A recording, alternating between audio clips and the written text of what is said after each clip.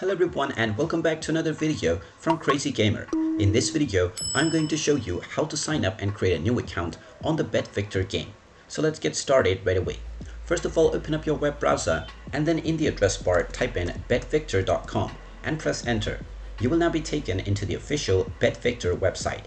Now from the home page, in order to create a new account, click on the sign up button at the top right corner and then you will be asked to enter your credentials.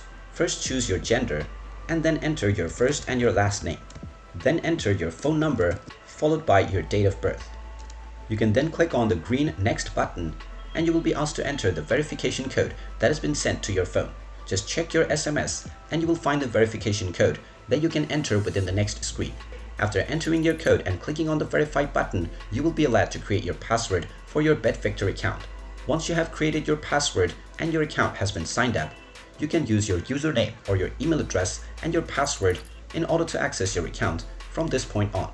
And there you have it. That is how easy it is to sign up and create a new account on Betvictor. If you find this video helpful, make sure you hit that like button and subscribe to our channel if you haven't done so already.